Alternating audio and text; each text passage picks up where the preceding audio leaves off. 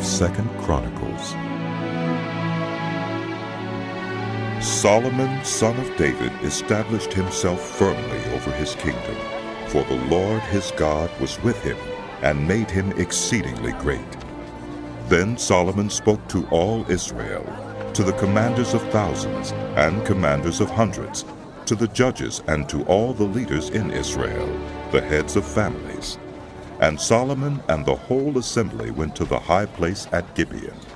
For God's tent of meeting was there, which Moses, the Lord's servant, had made in the wilderness. Now David had brought up the ark of God from Jehoram to the place he had prepared for it, because he had pitched a tent for it in Jerusalem. But the bronze altar that Bezalel, son of Uri, the son of Hur, had made was in Gibeon, in front of the tabernacle of the Lord. So Solomon and the assembly inquired of him there.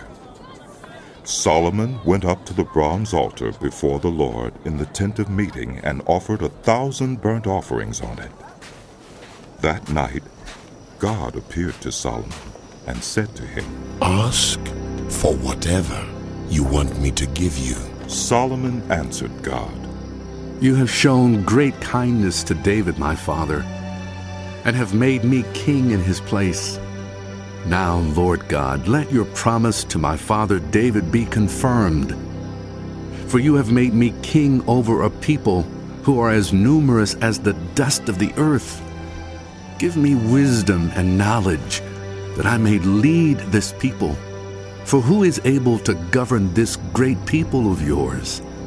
God said to Solomon, "Since this is your heart's desire, and you have not asked for wealth, possessions, or honor, nor for the death of your enemies, and since you have not asked for a long life, but for wisdom and knowledge to govern my people, over whom I have made you king, therefore wisdom and knowledge will be given you, and I will also give you wealth, possessions, and honor, such as no king who was before you ever had, and none after you will have." Then Solomon went to Jerusalem from the high place at Gibeon, from before the tent of meeting, and he reigned over Israel. Solomon accumulated chariots and horses. He had 1,400 chariots and 12,000 horses, which he kept in the chariot cities, and also with him in Jerusalem.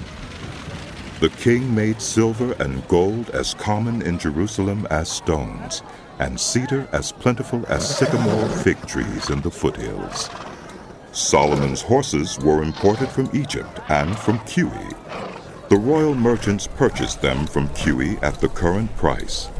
They imported a chariot from Egypt for 600 shekels of silver, and a horse for 150. They also exported them to all the kings of the Hittites and of the Arameans. Solomon gave orders to build a temple for the name of the Lord, and a royal palace for himself. He conscripted 70,000 men as carriers, and 80,000 as stone cutters in the hills, and 3,600 as supervisors over them. Solomon sent this message to Huram, king of Tyre. "Send me cedar logs as you did for my father David, when you sent him cedar to build a palace to live in.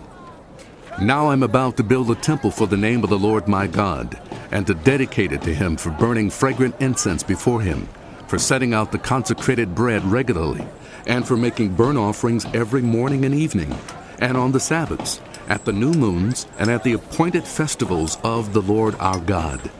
This is a lasting ordinance for Israel. The temple I'm going to build will be great, because our God is greater than all other gods. But who is able to build a temple for him, since the heavens, even the highest heavens, cannot contain him? Who then am I to build a temple for him, except as a place to burn sacrifices before him? Send me therefore a man skilled to work in gold and silver, bronze and iron, and in purple, crimson, and blue yarn, and experience in the art of engraving, to work in Judah and Jerusalem, with my skilled workers, whom my father David provided. Send me also cedar, juniper, and algum logs from Lebanon, for I know that your servants are skilled in cutting timber there. My men will work with yours to provide me with plenty of lumber, because the temple I build must be large and magnificent. I will give your servants, those who cut the timber, 20,000 cores of ground wheat, 20,000 cores of barley, 20,000 baths of wine, and 20,000 baths of olive oil. Huram, king of Tyre, replied by letter to Solomon, Because the Lord loves his people, he has made you their king. And Huram added, Praise be to the Lord, the God of Israel, who made heaven and earth. He has given King David a wise son, endowed with intelligence and discernment, who will build a temple for the Lord and a palace for himself. I am sending you Huram Abi, a man of great skill, whose mother was from Dan and whose father was from Tyre. He is trained to work in gold and silver, bronze and iron, stone and wood, and with purple and blue and crimson yarn and fine linen. He is experienced in all kinds of engravings and can execute any design given to him. He will work with your skilled workers and with those of my lord David your father. Now let my lord send his servants the wheat and barley and the olive oil and wine he promised, and we will cut all the logs from Lebanon that you need and will float them as rafts by sea down to Joppa. You can then take them up to Jerusalem. Solomon took a census of all the foreigners residing in Israel after the census his father David had taken, and they were found to be 153,600. He assigned 70,000 of them to be carriers and 80,000 to be stone cutters in the hills, with 3,600 supervisors over them to keep the people working. Then Solomon began to build the temple of the Lord in Jerusalem on Mount Moriah, where the Lord had appeared to his father David. It was on the threshing floor of Araunah the Jebusite, the place provided by David. He began building on the second day of the second month in the 4th year of his reign. The foundation Solomon laid for building the temple of God was 60 cubits long and 20 cubits wide, using the cubit of the old standard. The portico at the front of the temple was 20 cubits long across the width of the building and 20 cubits high. He overlaid the inside with pure gold. He paneled the main hall with juniper and covered it with fine gold and decorated it with palm tree and chain designs. He adorned the temple with precious stones, and the gold he used was gold of Parvaim. He overlaid the ceiling beams, door frames, walls, and doors of the temple with gold, and he carved cherubim on the walls. He built the most holy place, its length corresponding to the width of the temple, 20 cubits long and 20 cubits wide. He overlaid the inside with 600 talents of fine gold. The gold nails weighed 50 shekels. He also overlaid the upper parts with gold. For the most holy place, he made a pair of sculptured cherubim and overlaid them with gold. The total wingspan of the cherubim was 20 cubits. One wing of the first cherub was 5 cubits long and touched the temple wall, while its other wing, also 5 cubits long, touched the wing of the other cherub. Similarly, one wing of the second cherub was 5 cubits long and touched the other temple wall, and its other wing, also 5 cubits long, touched the wing of the first cherub. The wings of these cherubim extended 20 cubits. They stood on their feet, facing the main hall. He made the curtain of blue, purple, and crimson yarn and fine linen, with cherubim worked into it. For the front of the temple he made 2 pillars, which totaled 35 cubits in length, each with a capital 5 cubits high. He made interwoven chains and put them on top of the pillars. He also made 100 pomegranates and attached them to the chains. He erected the pillars in front of the temple, one to the south and one to the north. The one to the south he named Jachin, and the one to the north, Boaz. He made a bronze altar 20 cubits long, 20 cubits wide, and 10 cubits high.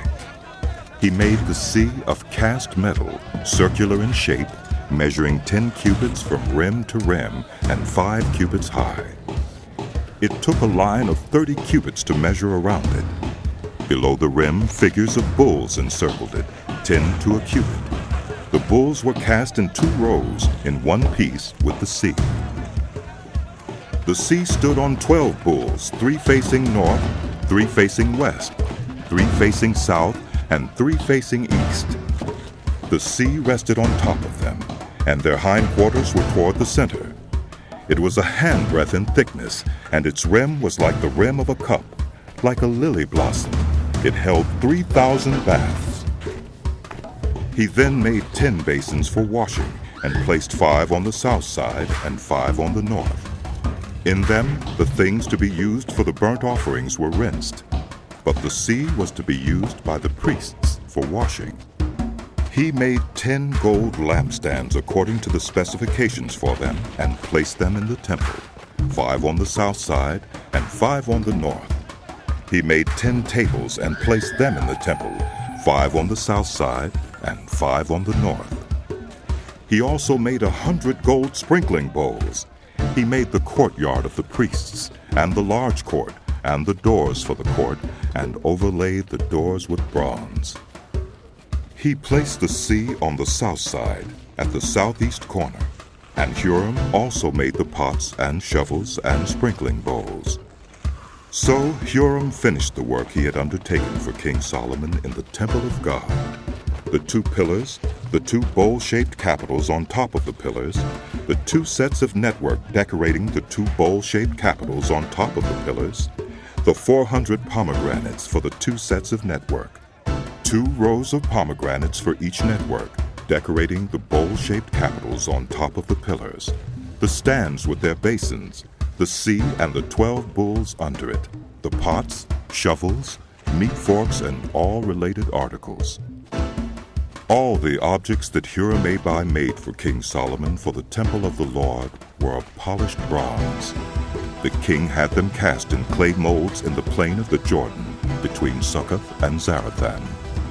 All these things that Solomon made amounted to so much that the weight of the bronze could not be calculated. Solomon also made all the furnishings that were in God's temple: the golden altar, the tables on which was the bread of the presence, the lampstands of pure gold with their lamps to burn in front of the inner sanctuary as prescribed, the gold floral work and lamps and tongs, they were solid gold, the pure gold wick trimmers, sprinkling bowls, dishes and censers, and the gold doors of the temple, the inner doors to the most holy place, and the doors of the main hall. When all the work Solomon had done for the temple of the Lord was finished, he brought in the things his father David had dedicated, the silver and gold and all the furnishings, and he placed them in the treasuries of God's temple. Then Solomon summoned to Jerusalem the elders of Israel, all the heads of the tribes and the chiefs of the Israelite families, to bring up the ark of the Lord's covenant from Zion, the city of David. And all the Israelites came together to the king at the time of the festival in the 7th month. When all the elders of Israel had arrived, the Levites took up the ark, and they brought up the ark and the tent of meeting and all the sacred furnishings in it. The Levitical priest carried them up, and King Solomon and the entire assembly of Israel that had gathered about him were before the ark, sacrificing so many sheep and cattle that they could not be recorded or counted. The priests then brought the ark of the Lord's covenant to its place in the inner sanctuary of the temple, the most holy place, and put it beneath the wings of the cherubim. The cherubim spread their wings over the place of the ark and covered the ark and its carrying poles. These poles were so long that their ends, extending from the ark, could be seen from in front of the inner sanctuary, but not from outside the holy place. and they are still there today. There was nothing in the ark except the 2 tablets that Moses had placed in it at Horeb, where the Lord made a covenant with the Israelites after they came out of Egypt. The priests then withdrew from the holy place. All the priests who were there had consecrated themselves, regardless of their divisions. All the Levites who were musicians, Asaph, Heman, Jeduthun, and their sons and relatives, stood on the east side of the altar, dressed in fine linen, and playing cymbals, harps, and lyres. They were accompanied by 120 priests, sounding trumpets. The trumpeters and musicians joined in unison to give praise and thanks to the Lord. Accompanied by trumpets, cymbals, and other instruments, the singers raised their voices in praise to the Lord and sang. He is good. His love endures forever. Then the temple of the Lord was filled with the cloud, and the priests could not perform their service because of the cloud, for the glory of the Lord filled the temple of God.